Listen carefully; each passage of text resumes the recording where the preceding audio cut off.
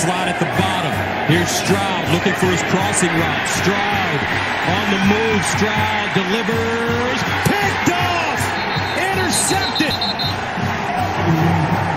Jerome McKinley. And that may do it. Oregon.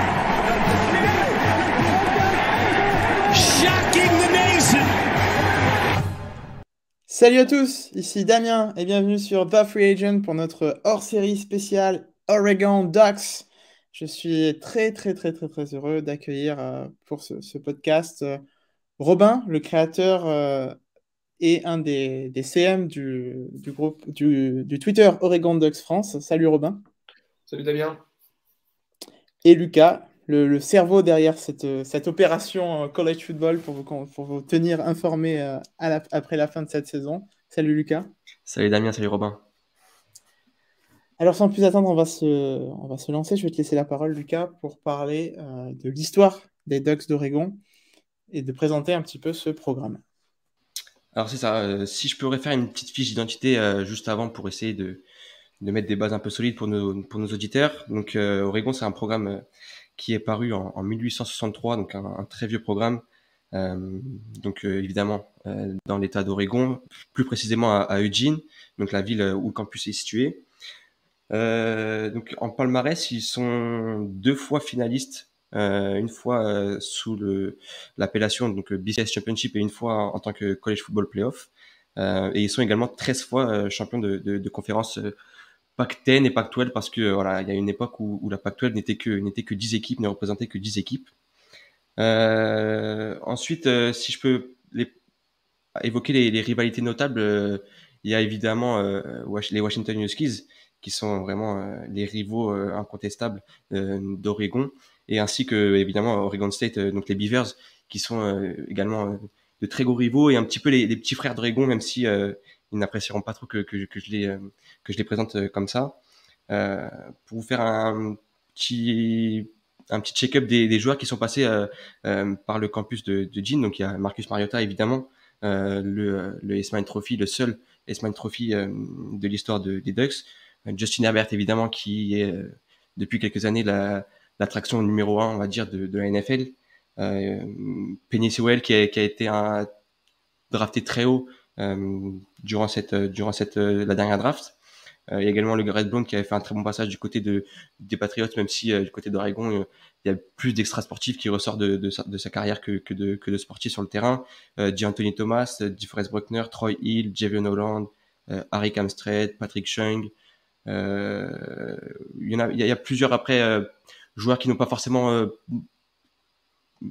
percé ou marqué de leur empreinte en NFL, mais qui ont fait un très bon passage du côté des Ducks.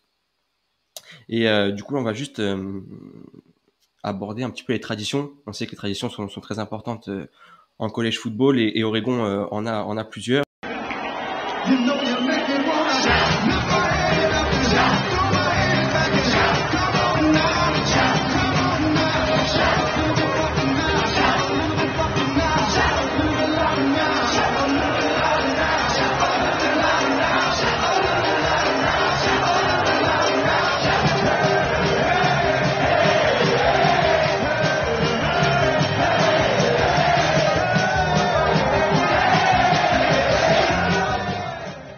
Donc il y a évidemment le shout, donc cette musique qui retentit dans le stade, donc au Autzen Stadium au début du 3e quart-temps, et faut vraiment le voir et le vivre. Robin va pouvoir nous éclairer un peu plus là-dessus.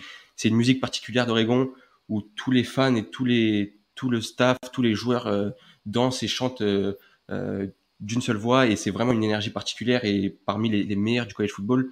Ensuite, il y a la mascotte qui pour moi est l'une des plus cool et emblématiques du college football.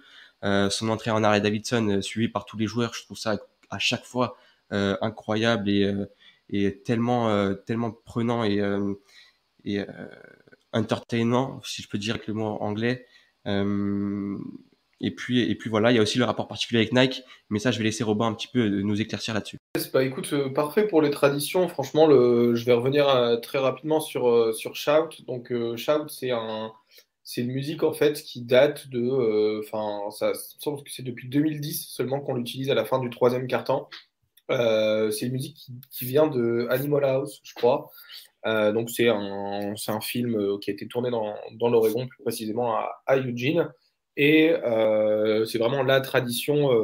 Maintenant, même les joueurs s'y mettent. Avant, il n'y avait que les spectateurs, mais rien que 54 000 personnes qui chantent et qui dansent en même temps à la fin du troisième quart-temps, c'est quand même plutôt incroyable. Et les gens restent aussi pour ça.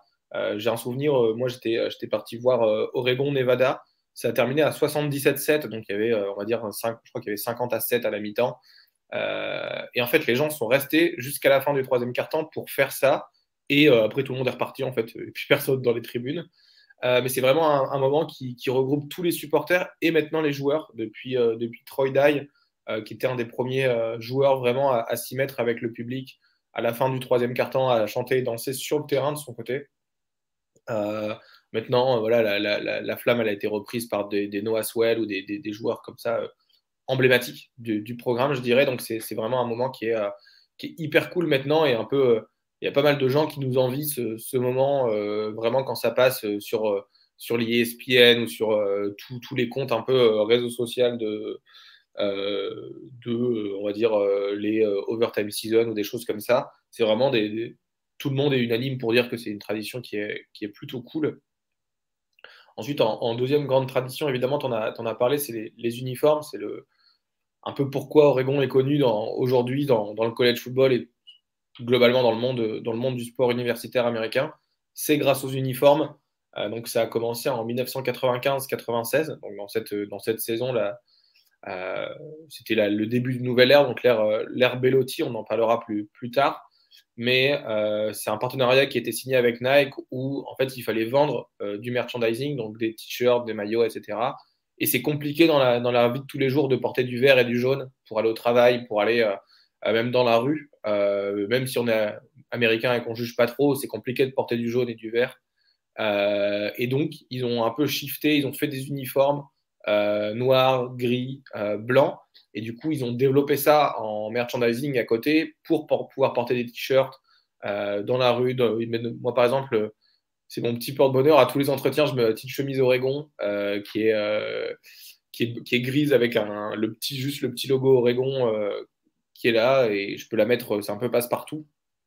Voilà, c'est cette partie uniforme qui a été créée au départ pour un point de vue purement business.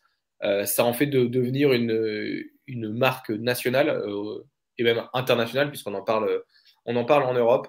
Vraiment, voilà, ça attire plein de recrues. Il y a des recrues qui viennent pour ça, pour le partenariat avec Nike et pour vraiment faire partie de la culture Oregon.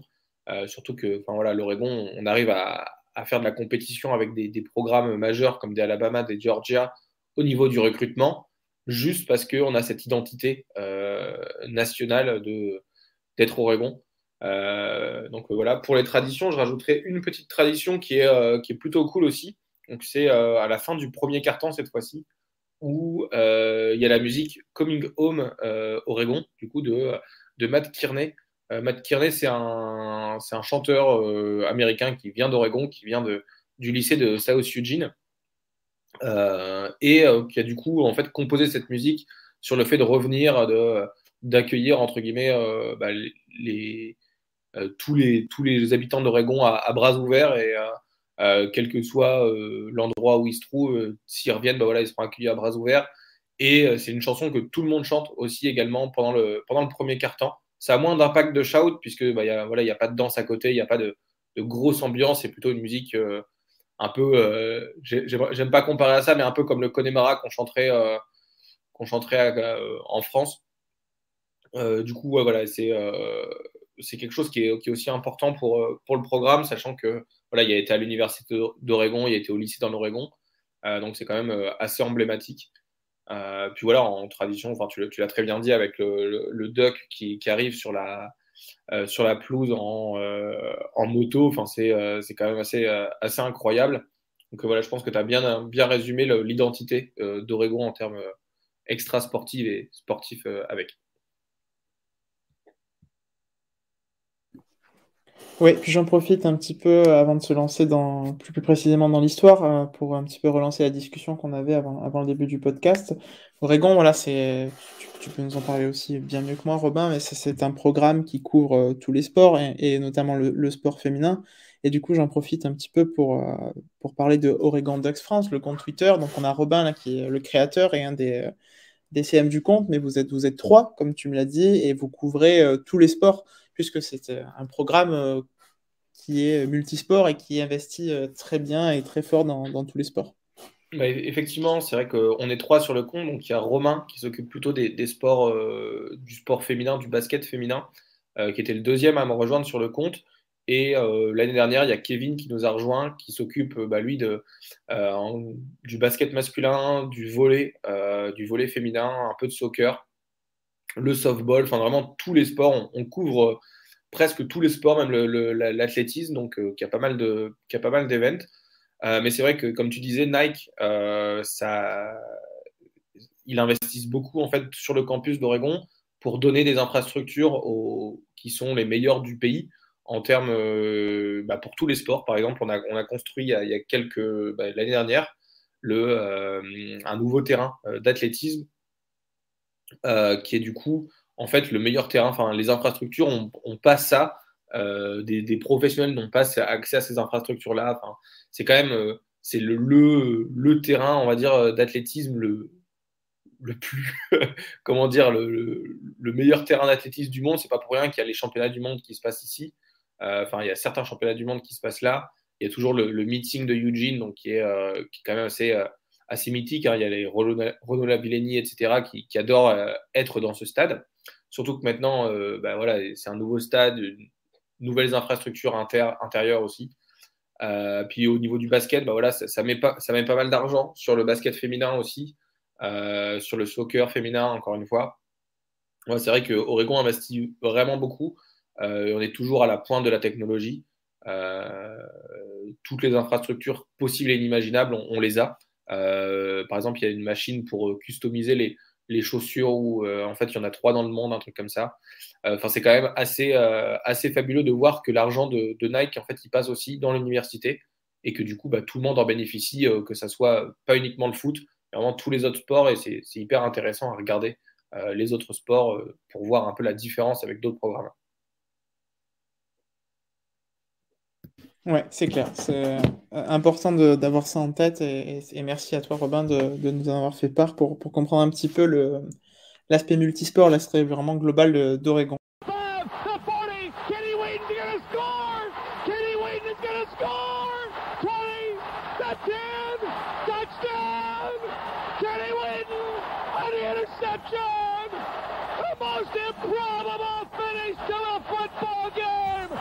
Lucas, je vais te redonner la parole pour présenter un petit peu l'histoire du programme. C'est ça. On va rapidement. Il y a une grosse histoire du côté d'Oregon. On va essayer de passer un petit peu tout en revue. Donc dans l'histoire du programme des Ducks, il y a eu évidemment la jeunesse comme un petit peu tous les programmes, toutes les équipes de football. Mais on va pas vraiment s'attarder là-dessus. Voilà, il y a un programme qui a débuté en 1863. Voilà, on était encore au balbutiement du football. Il y a certaines règles qui n'existaient pas, donc c'est un petit peu compliqué de s'attarder là-dessus.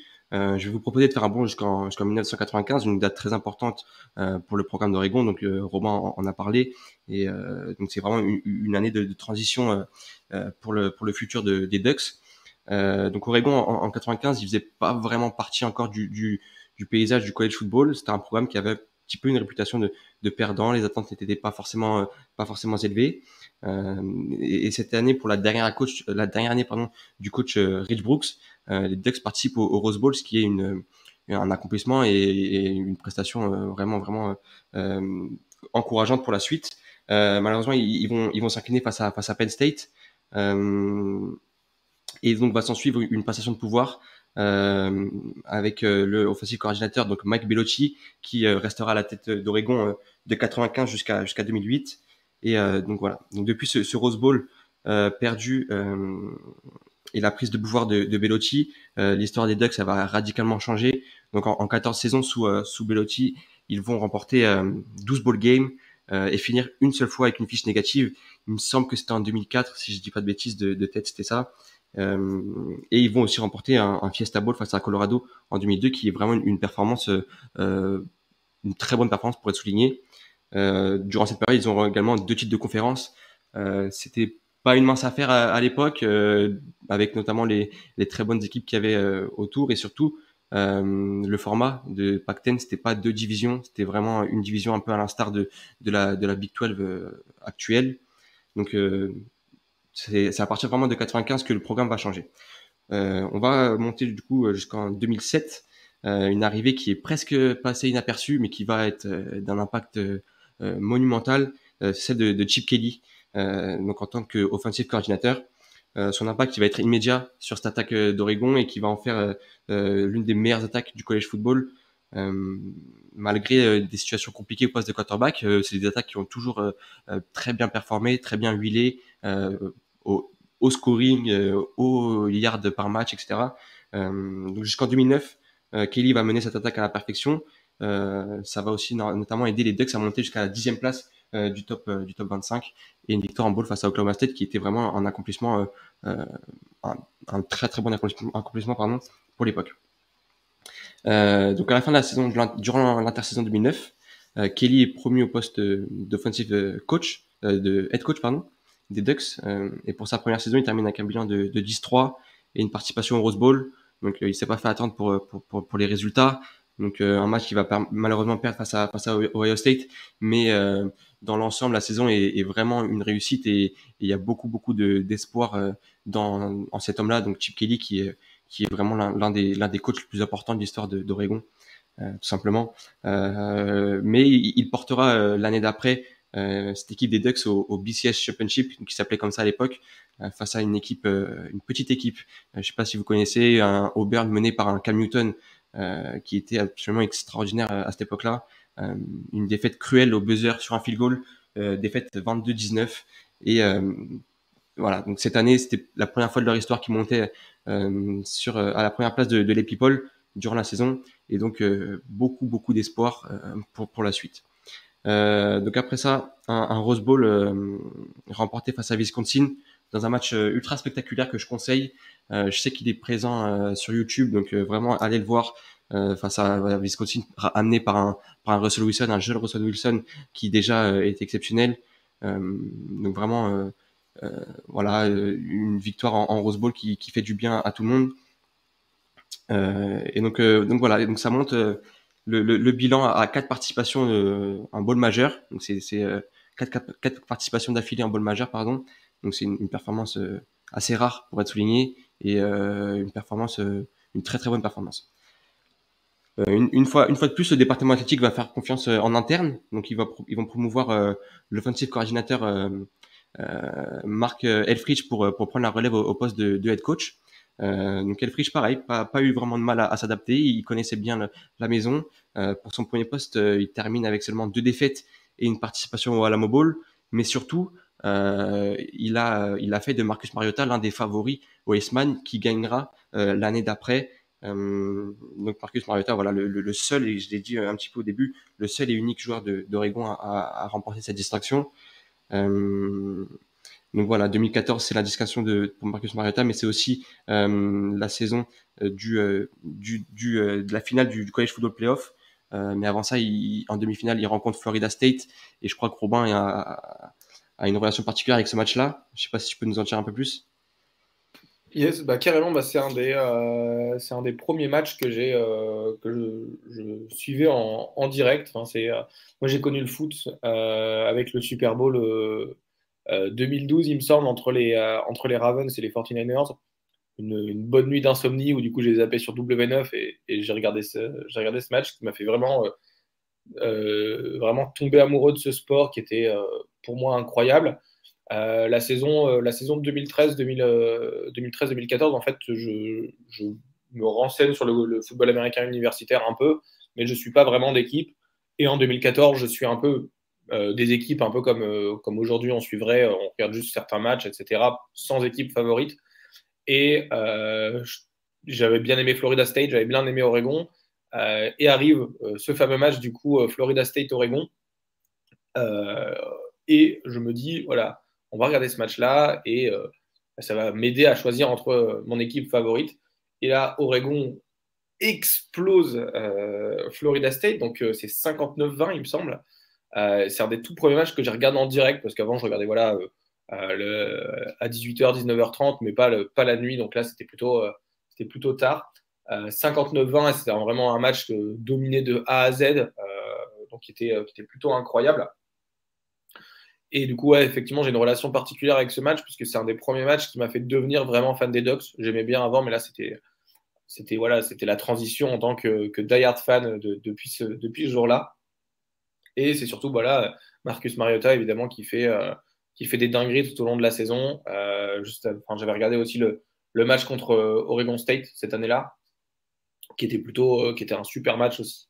Donc voilà, la saison 2014 de Marcus Mariota, c'est pas pour rien qu'il a Eastman. C'était le meilleur joueur de très très très loin cette année-là. Et ouais, ça m'a brisé le cœur aussi en tant que nouveau fan de cette équipe, de les voir perdre contre Ohio State en finale du nouveau college football playoff. Mais sachant que voilà, c'était un match qui a globalement sans espoir entre guillemets, parce que Ohio State, si on voit sur ce roster, il me semble qu'il y a une vingtaine de mecs qui sont partis en NFL l'année suivante. Enfin, c'est un peu le LSU de l'époque. Je dirais le LSU de 2019, c'était le Ohio State de 2014, avec des joueurs NFL partout sur le terrain. Alors qu'à Oregon, on avait des Marcus Mariota, des Forrest Buckner, Eric Armstead, etc., qui n'étaient pas forcément, comment dire, il n'y avait pas des joueurs NFL à toutes les positions, contrairement à Ohio State. Donc voilà, ça m'a un peu brisé le cœur, mais on finit quand même sur une bonne note, et c'est ma première saison en tant que fan d'Oregon. C'est ça. Et puis je pense que t'es pas le seul qui est rentré dans le wagon Oregon depuis cette saison, parce que c'était vraiment la darling et l'équipe que tout le monde aimait à cette époque-là. Du coup, on continue après cette défaite, comme tu l'as dit, malheureusement face à Ohio State, et je pense que Damien derrière son écran s'en réjouit. Il y a une période un petit peu compliquée pour Oregon. Donc la saison après, ils finissent à 4-8, toujours sous Helfrich. Donc ça sera sa dernière saison pour lui. Du coup, il y a une petite année de transition avec Taggart qui prend la relève et qui finit la saison avec 7-15, qui est plutôt encourageant compte tenu de la situation à l'époque, mais qui va finalement s'envoler du côté de Florida State la saison après. Il n'aura fait qu'une saison, mais au final, c'est une bonne chose, puisque c'est l'arrivée de Mario Cristobal, qui a été désigné par les joueurs, lui qui occupait la position de coach de la ligne offensive. Donc c'est les joueurs du vestiaire, voilà, qui ont décidé de le promouvoir au poste de head coach. Et donc pour sa première saison, il réalise une saison solide dans la continuité de la reconstruction des Ducks, avec un certain Justin Herbert. Je ne sais pas si ça vous dit quelque chose.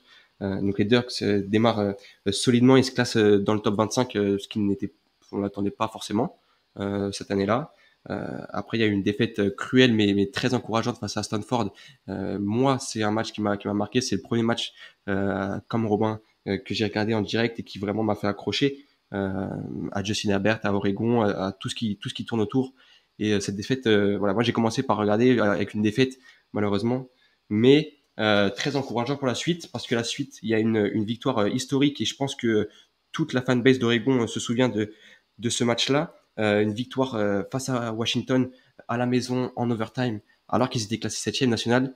Moi, je l'ai vécu vraiment comme une finale gagnée. Je me rendais pas vraiment compte de l'impact que ça avait, mais je voyais que au niveau des commentateurs, de l'engouement dans le stade, des joueurs, c'était vraiment un exploit réalisé. Et je pense que Robin, tu l'as vécu un peu différemment. Ouais, non, clairement, moi, déjà pour revenir au match de Stanford, ça m'a aussi brisé le cœur. Ce match-là, c'était encore une fois qui était une saison vraiment, vraiment incroyable. On était en plus classé on était classé dans le top 25, il me semble, et Stanford aussi, donc c'était un showdown, et ça m'a un peu brisé le cœur, mais ouais, effectivement, la victoire contre Washington aussi après, quelques semaines après, c'était un truc de fou, le match qui va en overtime, et j'ai envie de dire, c'est le plus beau match que j'ai regardé de ma vie à Oregon. Enfin, c'est le match qui m'a fait ressentir le plus d'émotions. Je me rappelle le touchdown c'était c'est Jalen Red, il me semble, qui catch un ballon à droite. Vraiment, en fait, il y a Justin Herbert qui roll out sur la gauche, du coup, qui doit vraiment tout bouger son corps pour aller lancer sur la sideline. Ça se joue à quelques gauche. centimètres. Ouais.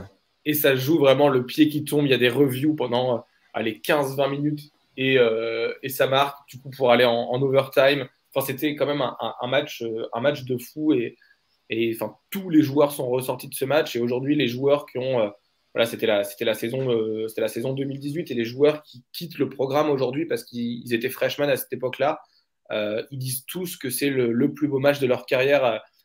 C'est vraiment le meilleur souvenir qu'ils ont. Alors que voilà, on a quand même gagné un Rose Bowl en 2020.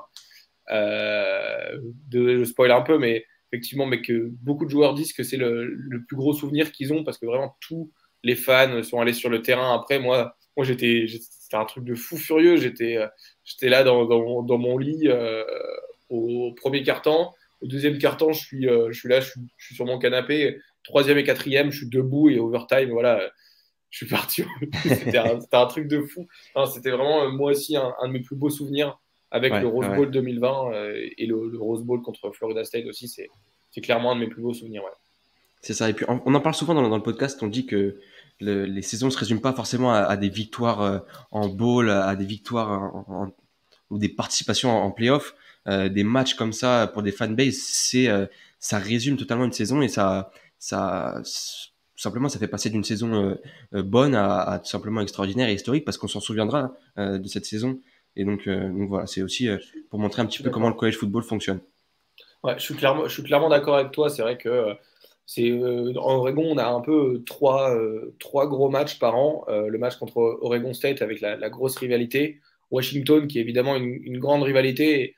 Et bon, sur les 20 dernières années, ils nous ont battu genre 4 fois, mais ça y est, ils en parlent comme si on était. Moi, je déteste Washington. En fait, je déteste plus Washington qu'Oregon State parce que moi, j'adore l'État d'Oregon pour y être allé assez souvent. Du coup, j'ai trop rien contre Oregon State, à part que voilà, bon, c'est quand même le droit de se la péter dans l'État. Hein. C'est le petit frère, c'est ça. C'est ça, c'est le petit frère, mais au final, niveau sportif, il n'y a pas trop match-up. Alors que là, Washington et moi aussi Washington State, je déteste ces deux programmes. L'État de Washington, à part Seattle, jamais. Enfin, c'est un truc que je déteste et j'irai plus jamais dans l'État de Washington juste parce que je les déteste. Mais effectivement, ouais, c'est un truc. En fait, moi, je serais hyper content avec une saison à 3 victoires si on battait Oregon State, Washington ou Washington State. Bon, après, évidemment, c'est mieux quand on a 9 victoires et qu'on bat les 3 en même temps, mais ouais, c'est quand même important de gagner ce genre de match. C'est ça, t'as tout très bien résumé.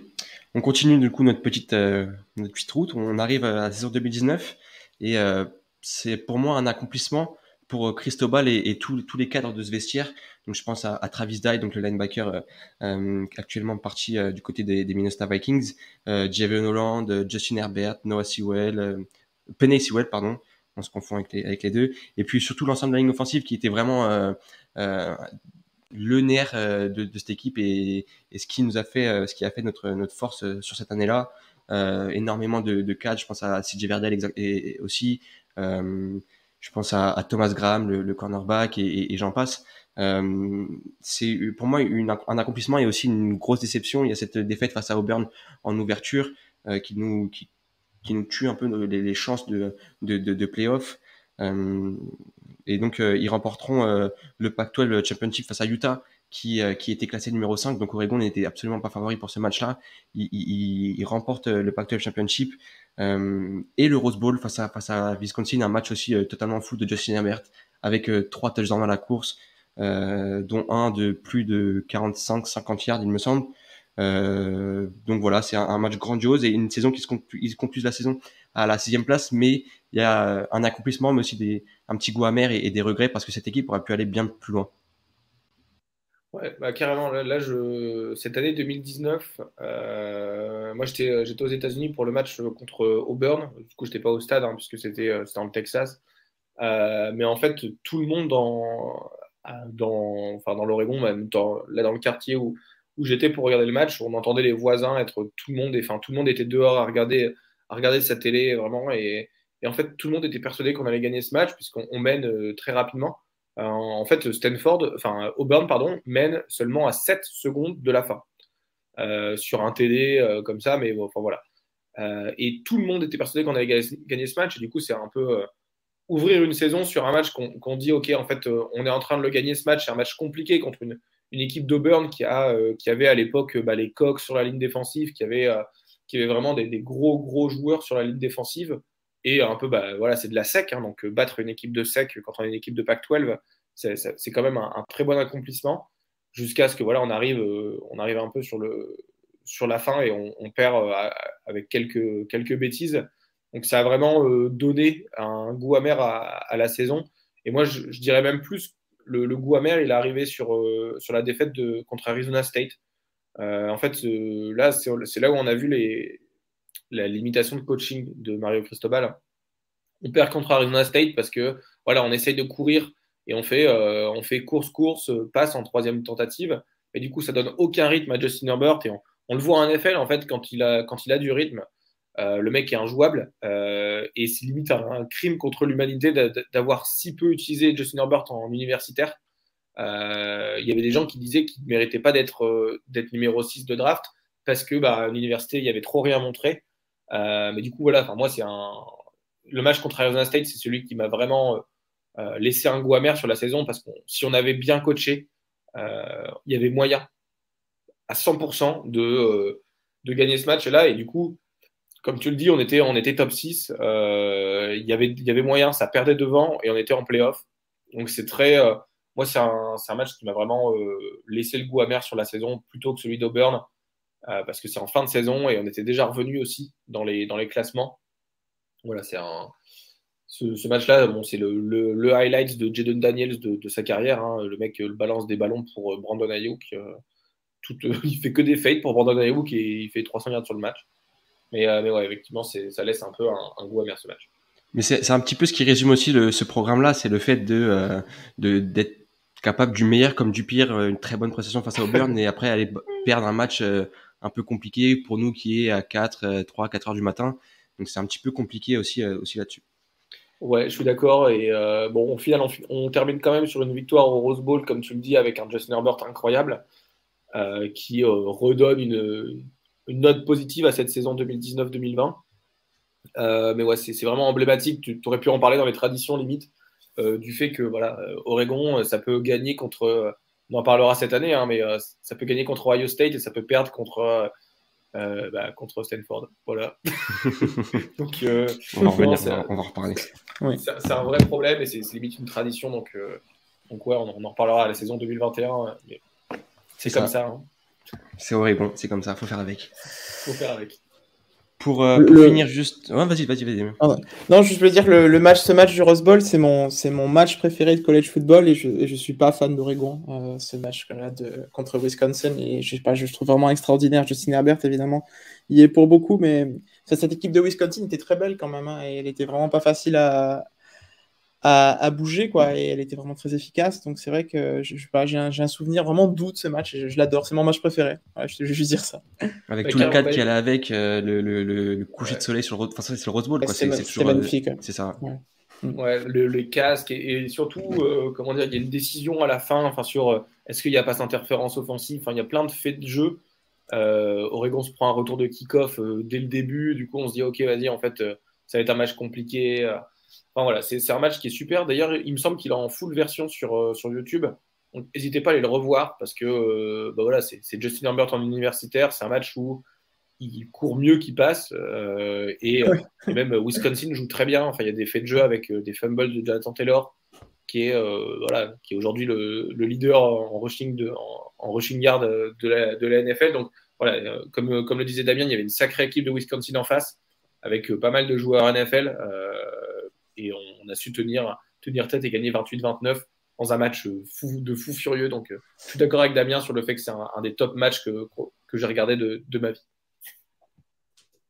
Et du coup, pour finir notre petite route l'historique, on passe rapidement sur la saison 2020 qui, comme un peu pour tout le monde, a été une saison un petit peu particulière.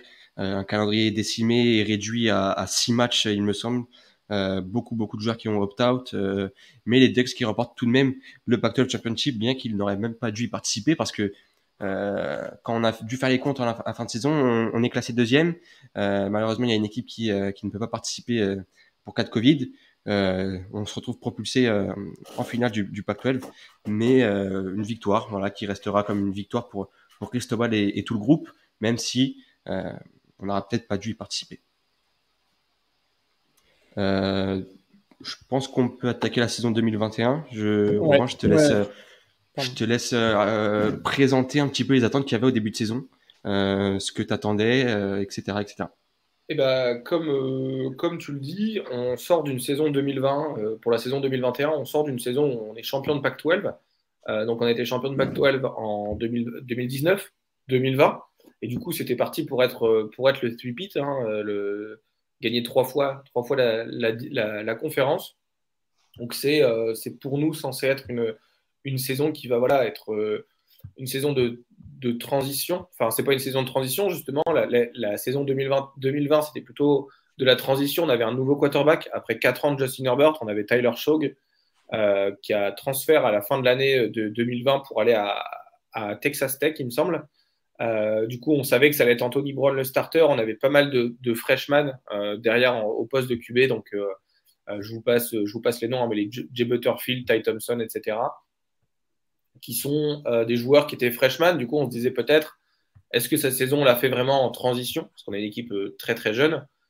Pour petite statistique intéressante, Oregon, c'est la plus jeune équipe de FBS de l'année. Enfin, on a fait jouer le plus de freshmen et de sophomores de tout le FBS, donc tout le college football. Donc, c'est quand même college football division 1. Donc, c'était quand même une équipe assez jeune. Et on a remarqué qu'il y avait eu pas mal de blessures aussi cette saison. C'est une saison qui est marquée par les blessures. Et on fait quand même une très jolie saison en y regardant de plus loin. C'est vrai qu'à la fin de la saison, je me suis dit, bon, allez, quand même, fallait pas pousser mémé. Mais voilà, on termine, en y regardant, on termine quand même avec un très bon bilan, avec une équipe très jeune et pas mal de blessures, notamment sur nos joueurs staff. Donc, on a Kevin Thibodeau qui n'était pas là, Justin Flo qui est out pour la saison, donc qui est un des meilleurs linebackers qu'on a recruté de l'histoire dans le programme. Et en fait, le mec a joué 2 matchs. Donc, il fait son match d'ouverture, il se blesse et tous les ans, il fait ça, quoi. Enfin, ça fait 2 ans qu'il est là. Il a joué 1 match, je crois.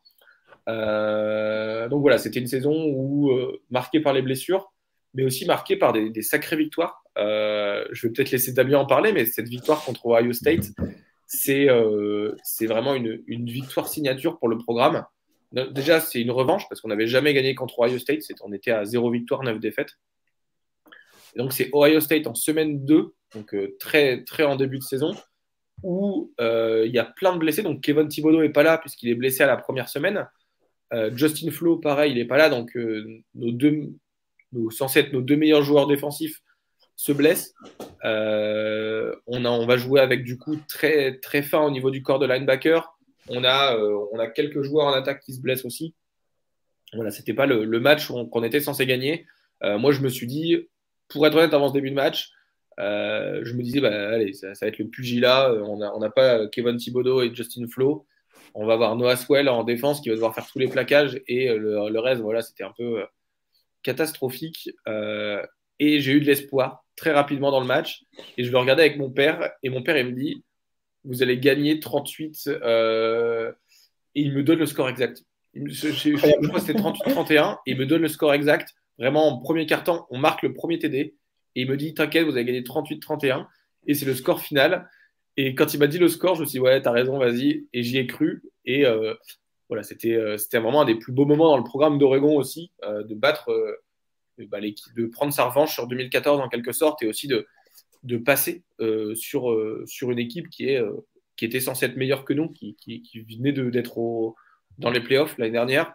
Certes, ils avaient perdu Justin Fields, etc., mais ils avaient quand même du talent autour. Et voilà, on a joué un match de qualité de A à Z. Et ça se conclut par une victoire. Je ne sais pas, Damien, soit si tu as un autre point de vue sur ce match. Non, mais c'est vrai que en plus, c'était à Columbus. Donc, c'est une victoire à l'extérieur d'Oregon, quoi. Donc, ça ajoute encore. C'était le spécial là, de Fox. Enfin, c'était vraiment une grosse affiche. On en a parlé pendant des jours. C'était vraiment un truc. Tout le monde l'attendait. Donc, c'est aussi une victoire. Pour Ohio State, c'est une défaite, je pense, qui a fait beaucoup de bien, pour le coup, parce que ça a permis, on n'est pas là pour parler d'Ohio State, mais c'est une défaite qui a permis vraiment de se remettre en question, et je pense qui a permis un petit peu au programme de se trouver par la suite. Mais pour Oregon, voilà, c'est vrai que c'était une victoire magnifique. Enfin, le jeu de course a annihilé complètement Ohio State, et la défense d'Oregon aussi a quand même vraiment bien fait souffrir CJ Stroud. Et donc, je pense que voilà, ça l'a fait douter, évidemment, mais et de la meilleure des façons, puisqu'après, au final, il a eu le meilleur mois de sa vie, genre 2 semaines après. Donc voilà, mais c'est vrai que c'était une victoire énorme d'Oregon, et surtout une victoire enfin, je pense qu'Oregon a besoin de ce genre de victoire en tête d'affiche, tu vois, sur des moments d'antenne comme ça, ou parce qu'on je sais pas, des fois on a l'impression que la Pac-12, tu vois, c'est loin, on l'oublie un petit peu, même si c'est une conférence du Power 5, je pense que c'est peut-être la conférence la moins populaire. Attention à ce que tu dis. Non, mais je dis pas moi, mais je pense, tu vois, dans les médias et dans les choses comme ça, et c'est quelque chose qu'on a tendance un petit peu à laisser de côté. Donc, quand tu as une victoire comme ça contre Ohio State, qui est un des programmes les plus populaires, un des plus connus, si je peux dire, du pays, en prime time sur le Game Day de Fox, à Columbus, voilà, ça fait une victoire dont tu vas parler pour toujours, en fait. Ouais, je suis d'accord avec toi. C'est une victoire qui était significative pour le programme et sur laquelle on aurait pu construire et que je pense qu'on va quand même construire dessus, même s'il y a eu un changement de head coach, etc. Enfin, on en parlera plus tard. Mais c'est vraiment une victoire sur laquelle qui a réuni déjà la fanbase.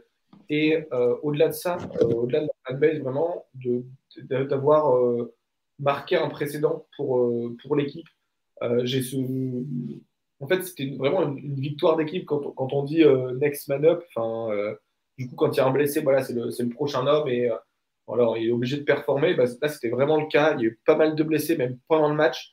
Il me semble qu'on a terminé le match avec un linebacker qui n'était même pas sous scholarship contre, disons, une top 5 équipe du pays.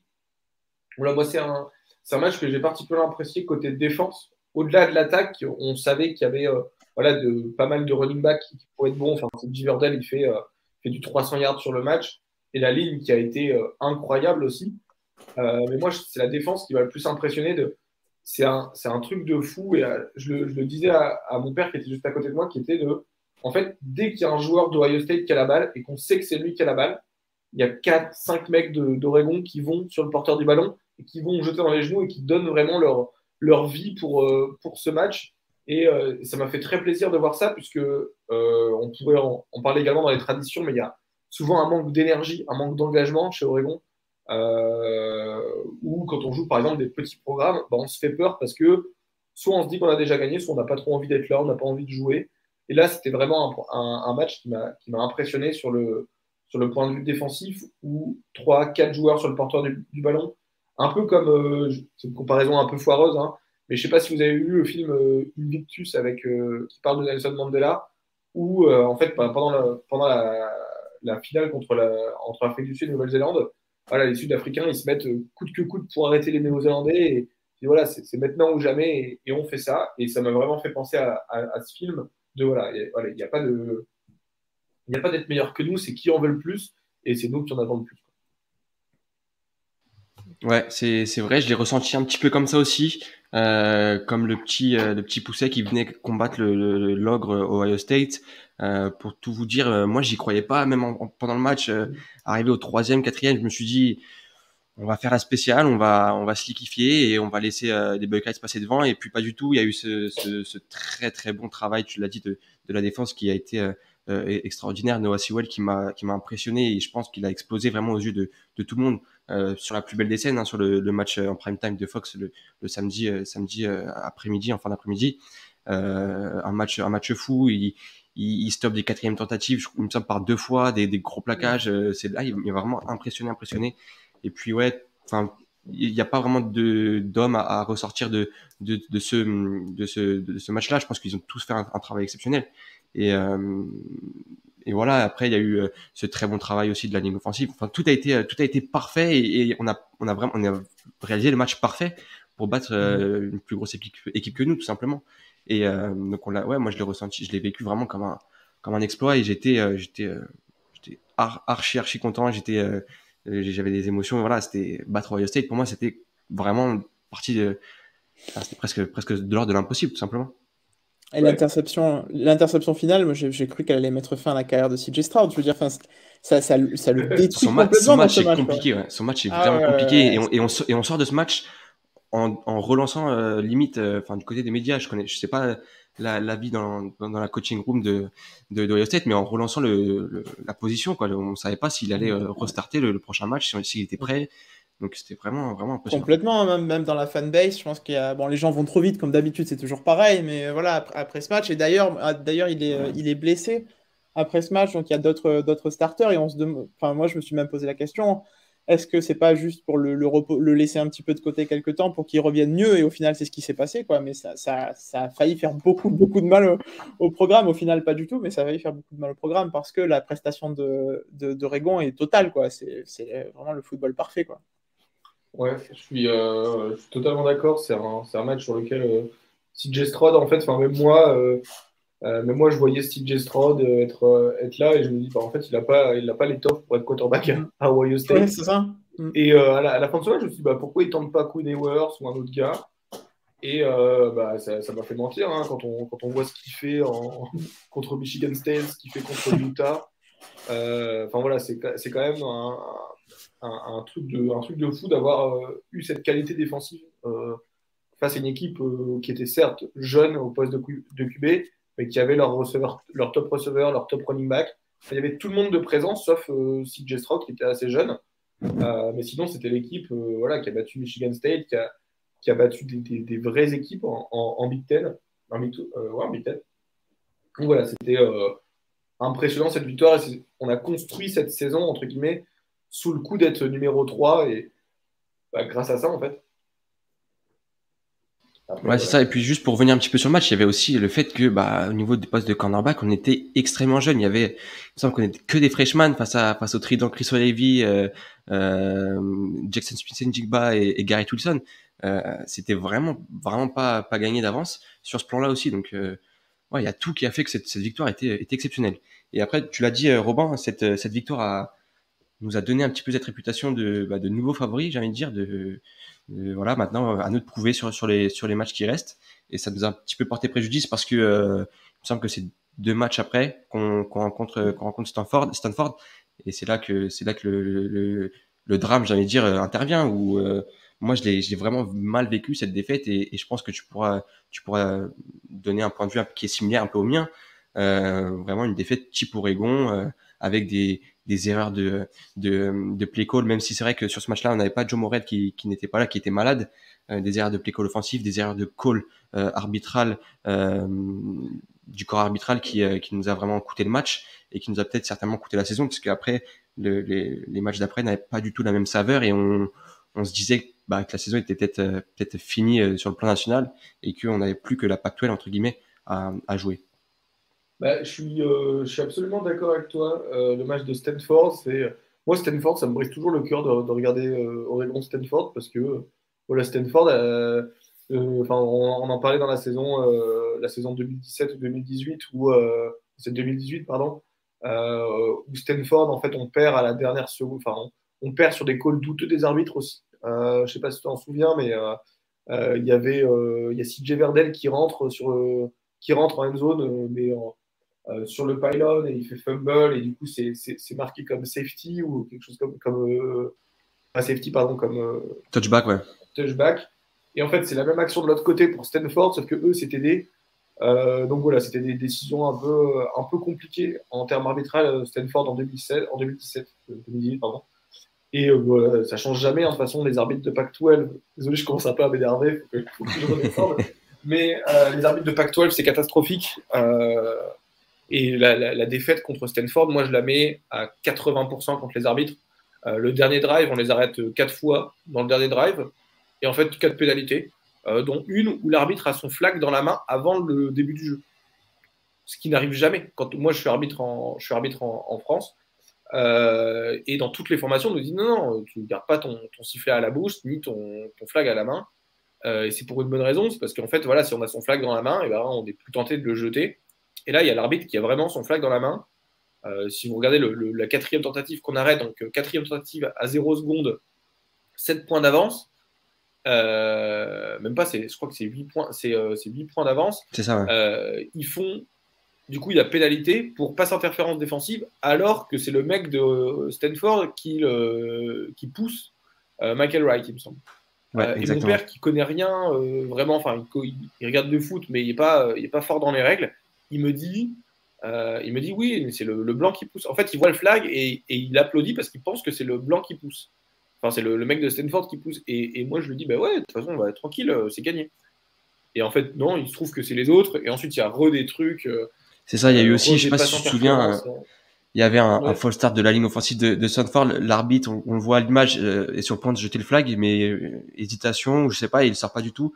Enfin, ça nous coûte. Oui, c'est ça, oui. Mais il y a plein ça coûte le match. Puis ça coûte aussi le match de. Il me semble que voilà, on est dans le quatrième quart-temps, on mène, et le mec qui fait le play calling, donc je sais pas qui c'est, il demande à Anthony Brown d'envoyer une passe qui se fait intercepter. Enfin, dans ce cas-là, il y a plein de trucs compliqués.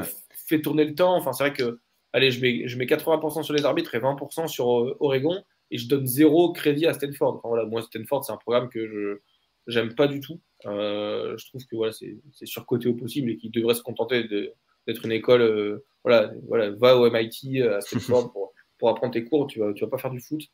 Donc voilà, moi c'est un programme que je n'aime pas du tout, honnêtement, et ça me saoule à chaque fois de perdre contre eux. Mais sinon, on a du mal contre eux. C'est vrai que les dernières années, c'est vraiment une Stanford qui nous a à chaque fois tiré dans les ailes. On a eu un peu de mal à chaque fois. Et puis je sais pas si tu te souviens aussi, puisque j'en profite de t'avoir là dans le podcast, il y a eu il me semble une quatrième tentative ou troisième goal line pour Oregon. C'est une option, il me semble, où CJ Radel est complètement seul sur l'extérieur à droite et Anthony Brown s'entasse sur la ligne offensive qui avait pris un petit peu l'eau, et au final ça nous coûte tout simplement un touchdown. Donc il y a eu ça aussi, il y a eu voilà, c'est vrai que 2 semaines auparavant, on a Anthony Brown qui game manage ce match face à Ohio State, qui est très propre et qui fait pas d'erreur, qui fait ce qu'on lui demande. Et 2 semaines plus tard, Anthony Brown ça fait 5 ans qu'il est en college football, qui avait du mal sur certaines décisions, etc. Donc c'était un petit peu compliqué. Ouais, franchement, ce match-là, Anthony Brown, il était catastrophique. Et c'est en partie pour ça qu'on le perd aussi, hein, les calls et aussi l'exécution. Mais ouais, en fait, ce match-là, c'est pas celui qui nous enlève tout espoir, parce qu'on arrive à des défaites en face de nous et on arrive à remonter au classement. On remonte à 4e place. On joue, voilà, on remonte quand même à la 4e place de l'AP Poll, et même au niveau le College Football Committee nous met 4e, malgré une défaite, parce qu'en face, ça a perdu. Et on a quand même cette victoire signature contre Ohio State qui nous donnait un peu le bénéfice du doute. Et les arbitres, le comité a bien vu que les arbitres avaient aussi joué dans la décision. Mais du coup, c'est pas pour moi le match, il me semble que tu l'avais dit tout à l'heure, c'était le match qui était un peu synonyme de fin de saison pour Oregon. Moi, je pense que c'est plutôt le match contre Utah. Parce qu'au final, on est quand même 3e. Mais c'est surtout que face à Utah, en fait, c'est dans le match, quoi. C'est qu'on voit vraiment une classe d'écart et on se prend vraiment une bonne correction. Et ça, franchement, ça a fait mal de regarder ce match. Il me semble qu'il était assez tard. Je m'étais levé et au final, voir ton équipe prendre une sacrée correction comme ça et voir sa saison complètement terminée, ça fait mal, quoi. Mais moi, j'ai vraiment mal vécu. Enfin, j'avais l'impression vraiment de voir une équipe se faire rouler dessus, impuissante dans la physicalité. C'était vraiment compliqué. Et on l'a vu 2 semaines plus tard en Pac-12 Championship pour la finale. C'était pareil, quoi. J'avais un petit peu d'espoir. Je me suis dit, on va revenir avec un peu plus d'hargne ou quoi, mais pas du tout. Le match est le même, quoi. C'est vraiment compliqué. Ouais, moi j'étais aux États-Unis pour le match. Donc j'étais aux États-Unis pour le match de Washington State. Parce que du coup c'était à domicile et je me suis dit vas-y, je vais aller le voir. Donc le match de Washington State, c'est vrai qu'on se fait un peu peur au début. On se prend un gros drive, et heureusement le mec fait fumble et du coup il y a touchback, donc il sauve un peu le début de match. Il y a quelques calls douteux des arbitres, hein. Évidemment c'est pas un match de Pac-12 s'il n'y a pas des calls douteux des arbitres, des deux côtés en plus, hein. Donc c'était pas mal intéressant aussi de voir les traditions d'insultes des arbitres sur le stade. C'est plutôt marrant quand il y a 54 000 personnes qui crient sur l'arbitre, donc ça fait toujours plaisir de ne pas être le seul, parce que moi, je suis le seul chez moi, dans mon salon, à 4 heures du matin, à crier sur un arbitre. Et là, ça fait plaisir de ne pas être tout seul. De se sentir soutenu. Ouais, franchement, ouais, c'était compliqué.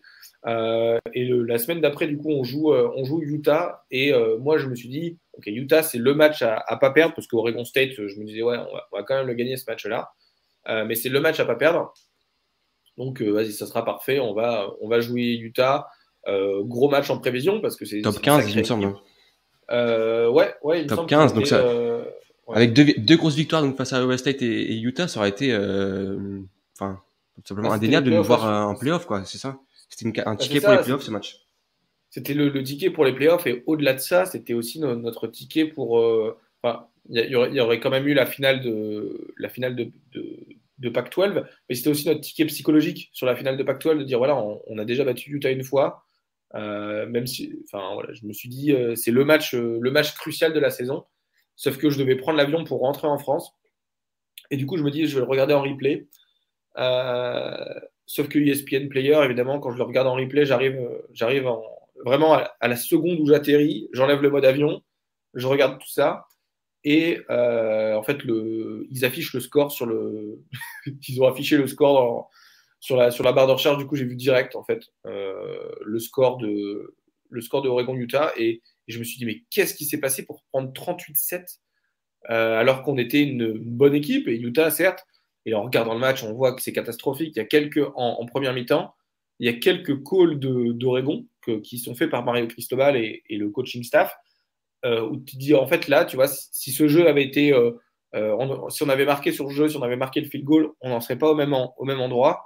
Et la deuxième mi-temps, voilà, juste avant la mi-temps, il reste 7 secondes. Vas-y, prends un genou, rentre à la mi-temps. Tout ça, on fait un punt et on prend 7 points sur ça, quoi. Donc c'est un match où en fait on a vu les limites de coaching de Cristobal. Et moi, c'est pour ça que quand Cristobal il est parti, j'étais déçu, parce que il avait dit non, mais Oregon, il n'y a rien à Miami et tout.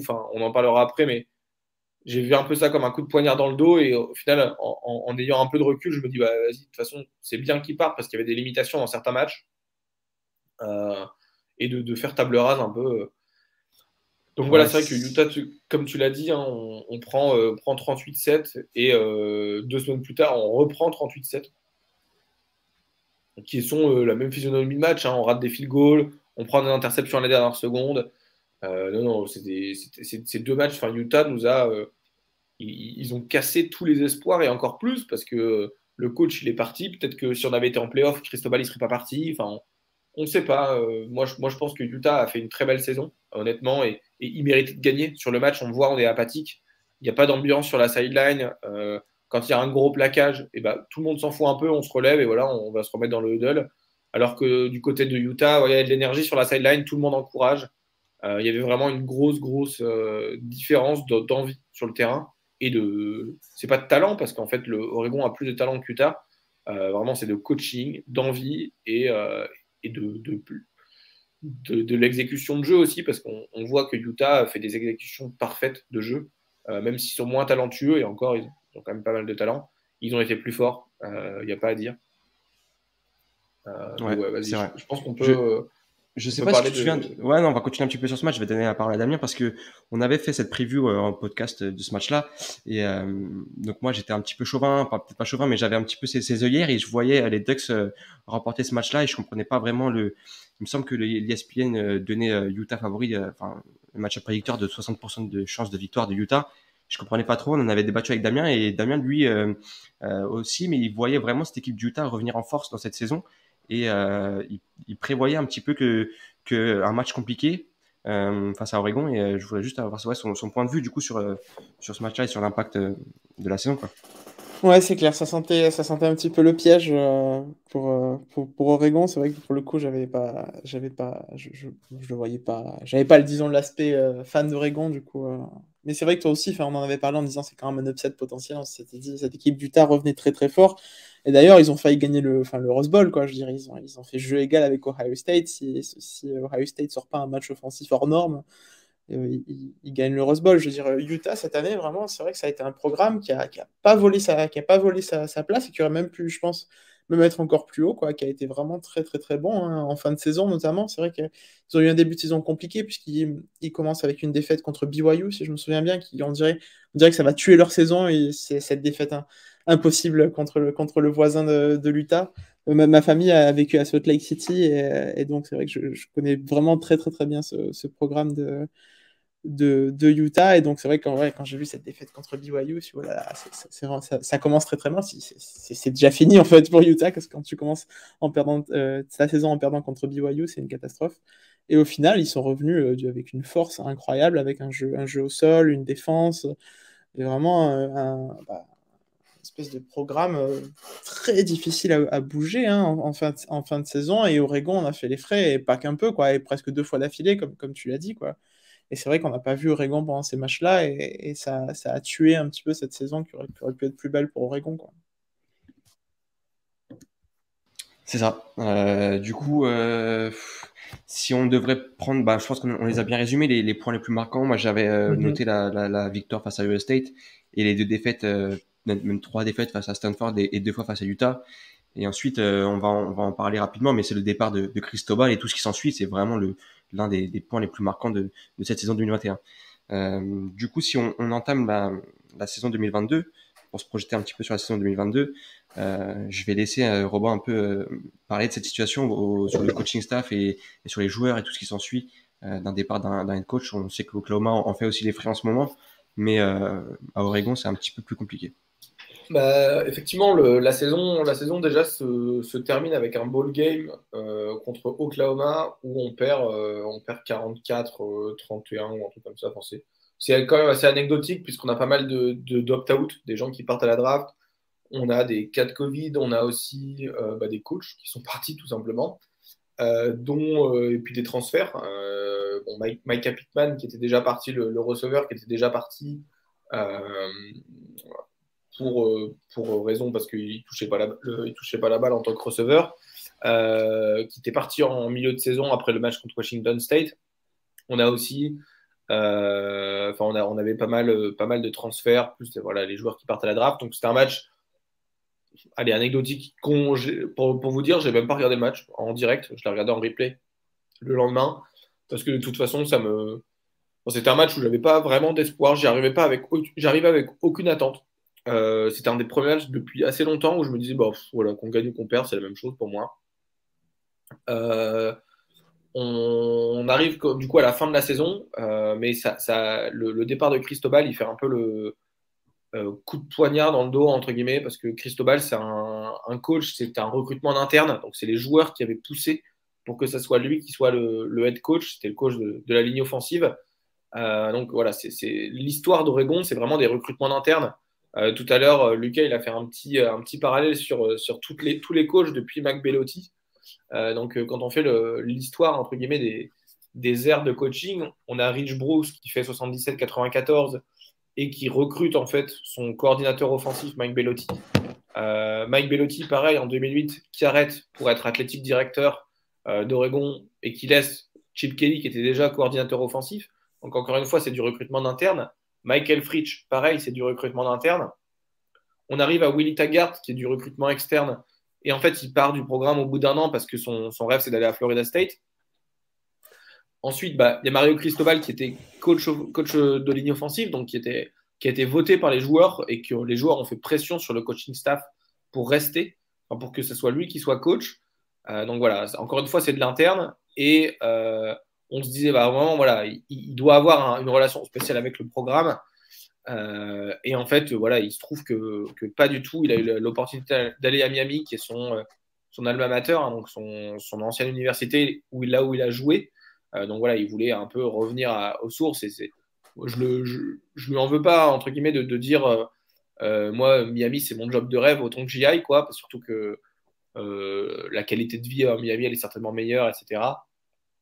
Ce que je lui en veux, c'est par exemple d'avoir menti sur ses intentions, d'avoir dit non, non, mais Oregon, ils font un nouveau contrat pour moi, il n'y a pas de souci, je parle pas de Miami du tout. Et au final, il s'en va à Miami comme un voleur, entre guillemets, puisque il avait dit, après la victoire contre Oregon State, en conférence de presse, il dit qu'il va à Miami pour voir sa mère, avec le jet privé d'Oregon, du coup, etc. Sauf qu'on a appris plus tard que c'est à ce moment-là qu'il a commencé à négocier avec Miami pour un salaire, etc. Donc, ça fait un peu un coup dans le dos, puisque voilà, on perd une fois contre Utah, on gagne contre Oregon State, et en fait, voilà, lui, il sait déjà qu'il part, sauf qu'il l'annonce à personne. Il aurait pu le dire aux joueurs, voilà, en fait, moi, je vous la mets pas à l'envers, je vais partir à la fin de la saison. Et voilà, on va finir sur une bonne note en Pac-12. Et on voit en finale de Pac-12, il est pas là. Enfin, c'est un truc de fou, mais les joueurs sont pas là, les coachs sont pas là. Enfin, personne n'est là parce que tout le monde sait qu'il part. Et en fait, enfin, tout le monde a ce doute de savoir s'il part ou pas. Il y a déjà eu pas mal de rumeurs comme quoi Miami était en train de virer son head coach pour Mario Cristobal. Enfin, voilà, du coup, personne n'avait trop d'envie. On se refait encore une fois poutrer par Utah. Désolé du mot, hein, mais on se fait encore une fois prendre une giga fessée dessus. Voilà, ça m'a mis un peu un coup un coup de poignard dans le dos. Avec du coup ce départ de Cristobal, on perd le coaching staff entier. Il n'y a pas à dire. On perd du coup en personne emblématique le coach défensif du coup Joe Salavea, qui avait recruté Kevin Thibodeau, qui avait recruté tous nos meilleurs joueurs de ligne défensive, et qui est surtout qui vient des îles, du coup tous nos joueurs polynésiens. On a vraiment beaucoup de Polynésiens qui ont des relations avec des coachs, et ben voilà, ils peuvent partir, ça a un coût pour le recrutement aussi. On perd aussi le fameux coach de musculation avec des bacchantes, hein, donc qui était vraiment emblématique du programme aussi. On perd notre coordinateur offensif qui est parti à Akron pour être coach. On perd notre coordinateur défensif, notre coach des linebackers. On perd absolument tout le monde, soit auprès de Miami, soit auprès de Texas Tech et Nevada, donc, qui sont voilà, trois programmes qui nous ont pillé tous nos coachs. On se retrouve du coup avec un coordinateur avec du coup Brandon McLeodon en intérim head coach, qui était coach des receveurs. Donc voilà, c'est pas non plus le truc le plus fou.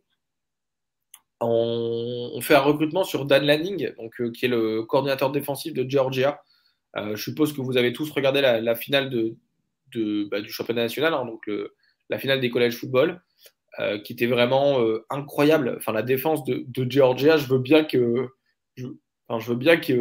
Lanning il ramène ce système défensif à Oregon avec des Noah Swell, Justin Flo, où ils doivent se dire, voilà, en fait, on va être les nouveaux Nakobidin du college football, et on va faire des dingueries. Donc moi, j'ai vraiment hyper hâte pour cette année 2022 de voir la défense, surtout. Alors que d'habitude, voilà, l'identité d'Oregon, c'est plutôt l'attaque. Mais on l'a bien vu en 2019, quand on a gagné le Rose Bowl, c'est parce qu'on avait une défense du top 25 qui n'était pas arrivée depuis les années 90. On avait encaissé que 16 points par match, donc ce qui est quand même non négligeable. Donc voilà, moi j'aime bien avoir cette défense à Oregon qui vient épauler l'attaque, parce que c'est vrai que l'attaque, elle a beau mettre 40 points, si elle en prend 50 derrière, on perd le match. Donc c'est quelque chose qui est plutôt important pour moi d'avoir recruté Dan Lanning. Donc la saison 2022, moi je la sens plutôt bien en termes défensifs. On a eu quelques joueurs qui sont partis, donc des joueurs stars. On a Kevin Thibodeau qui va partir à la draft, très certainement dans le top 3 de draft. On a également perdu du coup Michael Wright, notre cornerback titulaire numéro 2, qui porte le maillot numéro 2, qui est parti à la draft aussi alors qu'il était junior. On a perdu notre safety, Veron McKinley, qui était finaliste du Jim Thorpe Award, donc qui récompensait le meilleur defensive back des États-Unis. Donc voilà, il y a quand même pas mal de joueurs stars et de gros leaders qui sont partis, mais on reste avec une base de linebackers solide, avec Justin Flo et Noah Swell surtout au milieu, qui vont pouvoir vraiment construire autour cette défense, du coup avec Dan Lanning qui va recruter ses propres joueurs aussi. ça a pris un petit coup dans le recrutement, le départ de Cristobal, puisqu'on avait là 5 ou 6e classe de recrutement du pays, et on tombe à la 15e. On avait Kelvin Banks, qui était un 5 étoiles, un O-line 5 étoiles, qui s'en va, qui décommit. On a eu 2, 3, 4 étoiles. Il me semble, ouais, on a eu 3, 4, ouais, bien 3, Ouais, 4 c'est ça. étoiles. J'ai sous les yeux, j'ai les noms, je les ai notés. Donc tu l'as dit, il y a le tackle Calvin Banks, donc c'était le deuxième meilleur tackle de cette classe qui avait commit et qui finalement décommit, donc c'était un 5 étoiles. On a un autre 5 étoiles qui a flip, donc en fait on s'attendait à le voir commit qui finalement va du côté d'Arizona, c'est le wide receiver Tetaiora Macmillan, donc c'était un des meilleurs receveurs de cette classe tout simplement, qui finalement part du côté d'Arizona. Et on a énormément de 4 étoiles. Donc j'ai TJ Dundley, pardon. J'ai Isaiah Sategna, un receveur aussi. J'ai un guard, j'ai un cornerback 4 étoiles aussi, un autre receveur 4 étoiles, un running back 4 étoiles, et énormément de 3 étoiles qui sont un petit peu, qui ont un peu moins de nom, mais ça fait quand même ça va faire quand même un trou dans la classe de recrutement. Donc tu l'as dit, il y a vraiment beaucoup de joueurs qui sont partis. Ensuite, on a eu aussi Maka Pittman, tu l'as dit, qui part sur le portail des transferts. Suamatia aussi, un tackle 5 étoiles qui part du côté de BYU. Enfin voilà, on a vraiment l'hécatombe et une flambée de joueurs qui partent et qui laissent vacants en fait des postes qui étaient vraiment importants et qui faisaient la force d'Oregon. Je suis d'accord. On perd également DJ James en DJ James, transfert. c'est ça, exact. Il va peut-être aller à Miami aussi. Il était en visite il n'y a pas longtemps à Miami. Mais globalement, il y a un trou de talent qui se crée à Oregon. Et comment dire, je vois un peu cette année comme l'année 2016, où on finit en 4-8. Cette année 2022, je suis très positif sur le fait que voilà, on aurait une bonne défense avec pas mal de jeunes joueurs aussi, mais qu'on va avoir du mal, surtout en attaque. Tu l'as pas dit dans les transferts, mais Travis Dye, qui est le numéro 5 dans l'histoire d'Oregon en termes de statistiques à la course et au touchdown. Donc il a couru pour plus de 3 milliards et 20 touchdowns, il me semble. Donc voilà, c'était le meilleur joueur de cette saison. Enfin, pour moi, c'était c'était le meilleur le joueur de MVP. cette Ouais. saison. Et au-delà de ça, c'est vraiment MVP, mais c'est pas le MVP meilleur joueur, c'est le plus important, le most valuable, parce que voilà, Travis Dye faisait gagner des matchs à lui tout seul. On le faisait en 3 et 9, on fait une petite pitch dans le backfield, et en fait, il va nous prendre ses 9 yards à la course. Enfin, il était vraiment décisif. Et il pouvait partir à la draft, il pouvait rester en étant redshirt junior, donc 4 ans déjà à l'université, mais choisi de transférer. Moi, je suis toujours sous le choc de cette annonce, honnêtement. Euh, voilà, c'est quand même un sacré coup dur pour le programme en termes de talent de joueur. On a eu des arrivées de certains transferts, donc on a le droit à 7 transferts. Du coup, on en a pris un transfert pour Bonix, donc le quarterback, qui me gêne un peu parce que Bonix, voilà, c'est un quarterback qui a pas mal d'expérience en sec, donc à Auburn, mais qui est voilà, qui prend la place de certains jeunes comme Ty Thompson, qui est la recrue la plus haut notée du programme d'Oregon dans l'histoire. Donc avant Marcus Mariota, avant Justin Herbert, qui n'était pas du tout coté au lycée, mais avant des très gros joueurs, des très gros QB qu'on a eu. Donc c'est le meilleur lycéen au poste qu'on a recruté de toute l'histoire d'Oregon, et il joue pas du tout. Donc on se demande voilà s'il va pas transfert ou ceci ou cela, mais moi ça me dérange un peu. On a une équipe plutôt jeune qui sera compétitive en 2023. Donc autant faire jouer ton quarterback assez jeune plutôt que de faire jouer Bonix en 2022 alors qu'il sera plus là en 2023. Voilà, il y aura une compétition sur tous les postes à peu près avec le nouveau coaching staff. Moi la saison 2022, je la sens moyen. Ça va être une saison, je pense, où on va perdre pas mal de matchs. Notamment à cause du manque de talent. On va jouer Georgia en week 1, donc ça rigole pas quoi. On va jouer qui sont tenants du titre, donc c'est solide on va dire. On va jouer BYU et Eastern Washington en hors conférence Pac-12, mais BYU je sais pas si vous en avez parlé au cours de cette saison, mais c'est quand même du très très solide. On en parlait un tout petit peu contre Utah, mais effectivement BYU c'est très très très solide. Sachant que voilà, ils ont la moitié des Polynésiens du collège football, ils sont chez eux, et ça joue très bien. Donc, puis au niveau du recrutement, souvent on est contre BYU. Donc voilà, c'est des joueurs, on peut un peu se mordre les doigts de ne pas les avoir eus. et Eastern Washington, qui est l'équipe de Cooper Cup. Pour info, moi, c'était mon poulain Cooper Cup en universitaire à Eastern Washington quand il avait joué contre Oregon. Donc je l'avais vu venir sa saison, voilà, c'est un peu pour me la péter, hein, mais je l'avais vu venir sa saison où il était incroyable. Et voilà, donc c'est quand même un calendrier compliqué l'année prochaine. On Moi, rejoue je joue Utah aussi aussi, je sais pas si tu as vu, mais en week 11, Ouais. on retrouve Utah. Donc un petit peu notre épouvantail de cette année 2021, on va les retrouver, donc ça va être aussi compliqué. Donc ça fait Je suis déjà 3 d'accord. matchs compliqués si on part du principe que si on part d'un scénario pessimiste, j'ai envie de dire, et qu'on perd ces 3 matchs, ça fait déjà 3 défaites. Et ensuite, on sait qu'il y a pas mal d'équipes de Pac-12 qui peuvent aussi venir nous embêter un petit peu. On a des confrontations directes face à Washington qui vont être compliquées comme toujours. Aussi.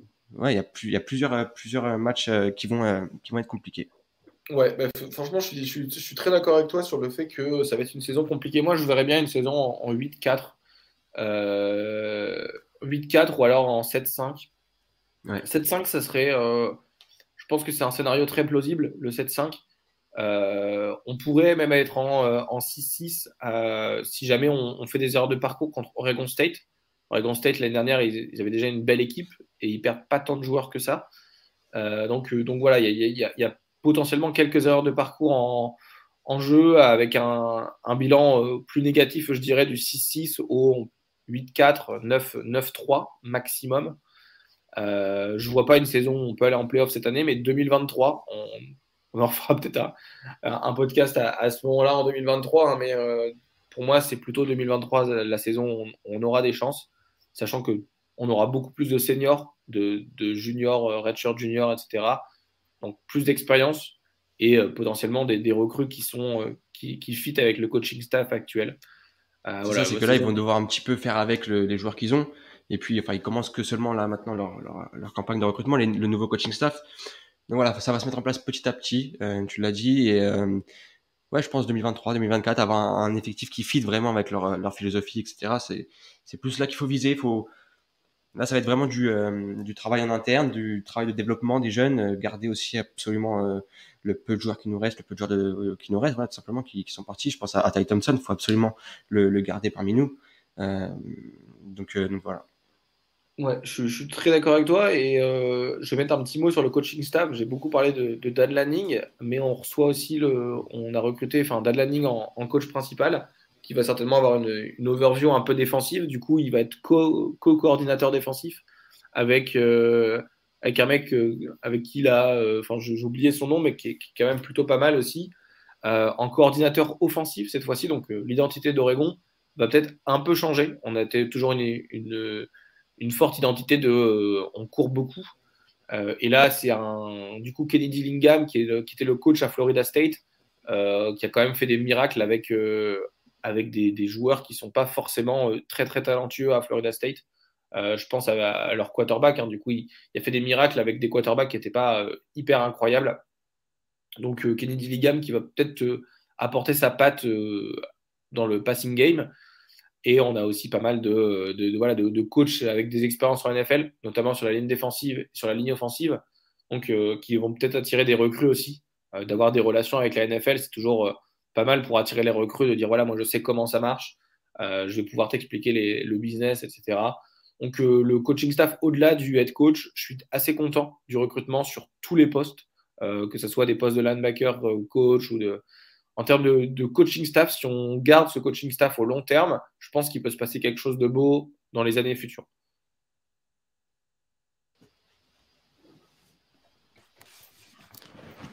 Ouais, ça serait intéressant en tout cas, hein. C'est vrai que pour revenir un petit peu sur ce que vous avez dit, le final Washington, Utah, Oregon State, ça va être assez chaud quoi, pour Oregon. Ça sera intéressant en tout cas à suivre. Un gros changement encore dans le programme, hein, pour le coup, pour un petit peu conclure. C'est vrai que ça sera intéressant de voir comment ce gros changement de coaching, cette nouvelle page va s'écrire pour vous, quoi. Ouais, je suis d'accord. Je suis très excité à l'idée de 2023, tu vois. 2022, encore une fois, ça va être l'année de transition. Mais effectivement, comme tu le dis, il y a pas mal il y a pas mal de hype qui vont peut-être se créer autour du programme. Notamment, il y a plein de recrues qui tweetaient lors de l'annonce de Dan Lanning, des recrues défensives, des vrais stars qui veulent jouer pour un mec comme ça. C'est vrai qu'il vient avec de l'expérience de sec, donc c'est vrai que comme c'est deux styles de jeu assez différents, peut-être qu'on peut ramener un style sec à Oregon. Déjà, on l'a fait avec Cristobal, avec beaucoup de lignes offensives et voilà, du running game très solide. Mais si on ramène une très grosse défense, plus un style de sec, je pense qu'il y a moyen non pas d'aller faire de la compétition avec la Pac-12, mais d'aller surtout faire de la compétition avec en college football playoff et en ball game, sachant que ce sera quand même dur d'atteindre la finale de Pac-12, puisque en finale de Pac-12, ce sera dur de la gagner surtout, parce qu'il y a USC qui va revenir sur le devant de la scène. Je suppose que vous allez faire petite présentation de ce programme dans quelques jours. Mais effectivement, voilà, USC qui avec le nouveau coach et ça recrute très très très bien. Donc on avait beaucoup de talents qui venaient de Californie, mais parce que USC était moins bon. Là, il y a certains talents de Californie qui iront peut-être à USC et qui vont un peu être. Ça va être dommage de perdre ces bagarres en termes de recrutement. Mais j'ai pas mal d'espoir, honnêtement, pour le futur. Et je me dis, voilà, Oregon, on n'a pas eu trop de saisons. Il y a beaucoup de programmes qui envieraient d'avoir des bilans comme Oregon tous les ans. Donc voilà, à part l'année où on finit en 4-8, la première année de Justin Herbert, mais c'est vraiment du rebuild au total parce que tout le monde part. C'est vraiment un programme sur lequel on peut compter sur le devant de la scène, au moins dans le top 25 tous les ans. Voilà, moi je suis très fier d'être. Je finis un peu sur un mot comme ça, hein, mais je suis très fier d'être fan de ce programme-là puisque ils ont toutes les armes en termes business et en termes recrutement pour faire de la compétition avec les plus gros. Donc c'est quand même intéressant à voir sur le futur. Oui, c'est clair, ils ont vraiment essayé de repartir et puis je pense qu'il y a ce qu'il faut comme vous l'avez très justement dit. Et puis puisqu'on en est aux conclusions, et c'est vrai qu'on touche à la fin de ce podcast, je sais pas si vous voulez ajouter quelque chose, mais sinon on va pas tarder à conclure. Ouais, non, je pense qu'on a fait le tour. Si juste je peux avoir un petit mot, j'ai pas eu l'occasion de prendre la parole, je vous laisser un petit peu. Mais c'est vraiment, moi j'ai hâte de voir l'ampleur que Noah Sewell va avoir dans ce nouveau système défensif. Déjà qu'il est absolument énorme dans tous les registres, tant bien au run stop qu'à la couverture, qu'en pression mise sur le quarterback, etc. Il a déjà un apport énorme sur cette défense, mais là avec un nouveau système défensif porté par Dan Lanning qui a prouvé tout au long de la saison qui était capable de mettre en place une défense type type college football playoff et plus. J'ai vraiment hâte de voir ce que ça va donner. Je suis d'accord avec toi. Donc si c'est bon, on va conclure. Il y aura donc là, c'est vrai que la saison de football des NFL d'Oregon et de football d'Oregon est terminée, mais il y aura l'occasion pour ceux qui veulent suivre le programme et je vous invite évidemment à suivre si vous le faites pas déjà le compte Oregon Ducks France puisque la saison de basketball va commencer à prendre tout son sens dans pas longtemps avec la March Madness qui commence à arriver, que ce soit chez les garçons ou chez les filles, puisque Oregon est aussi est peut-être même, je pense, le plus grand programme avec UConn, le plus grand programme de college basketball féminin. Voilà, ça sera vraiment à suivre. Et à suivre, il n'y a pas d'autre endroit pour le suivre que sur la page Oregon Ducks France. Hein. Moi, je la suis. Je la suis vraiment. C'est vrai que je sais pas si on a beaucoup abordé, mais c'est la Pac-12 et puis Oregon, voilà, le décalage horaire est monumental, quoi. Donc, il faut se rendre compte un petit peu voilà, après, vous avez de la passion, mais il faut se rendre compte du travail que ça demande aussi de faire des live tweets comme vous le faites à des heures qui sont incroyables. Je veux dire, voilà, vous avez une vie, vous devez enchaîner derrière et vous nous faites vivre la passion du college football à des heures qui sont inhumaines presque. Je veux dire, de 4 heures à 5, c'est complètement fou le décalage horaire de la côte ouest, en particulier d'Oregon, quoi. C'est de la folie. Donc, il faut que les gens se rendent compte, je pense. Bah écoute, ça fait très plaisir que tu dises ça parce que c'est vrai qu'avec Romain et avec Kevin, on fait un travail que moi je trouve plutôt impressionnant. Et c'est vrai que quand on parle à des gens extérieurs, une fois à un moment j'ai dit ouais non désolé je peux pas sortir ce jour-là parce qu'il y a du basket féminin. On m'a dit du basket féminin universitaire. On m'a dit mais qu'est-ce que tu regardes de l'UNSS à cette heure-ci là? Et c'est vrai parce qu'en fait voilà il y a des matchs à 4h du matin et on est là. j'ai pas manqué un live tweet, à part une fois où j'étais dans l'avion. Mais sinon, sur les 4 dernières années, j'ai pas manqué un live tweet. En tout cas, partie football. Au basket, je suis un peu moins, je suis les résultats et la March Madness en direct. Mais c'est vrai qu'il y a Romain qui regarde les matchs la nuit aussi, et Kevin aussi qui regarde un peu tous les sports la nuit. Donc c'est plutôt, voilà, si vous voulez converser la nuit à partir de 22h30 jusqu'à 8h du matin, bah voilà, nous on est là parce qu'il y a 9 heures de décalage horaire. Et il y a ce qu'on appelle le Pac-12 After Dark. Du coup, les matchs commencent à 4h30. Donc, c'est pas qu'ils finissent à 4h30, c'est qu'ils commencent à 4h30. Donc, voilà, le soleil se lève et le match n'est toujours pas fini. C'est vrai, ça fait toujours un peu spécial. Et quand on interagit avec des Américains aussi, ils disent, mais attends, mais quelle heure il est là? Ils sont assez choqués. Mais effectivement, n'hésitez pas à suivre le compte, à interagir, à poser des questions sur n'importe quel sport que vous suivez. Il y aura des réponses très rapidement à n'importe quelle heure de la journée, on va dire. Puis moi, je vais bientôt partir. Enfin, c'est dans les projets d'habiter aux États-Unis bientôt. Donc, ça sera des heures plus décentes pour moi et on pourra couvrir encore un peu plus de sport.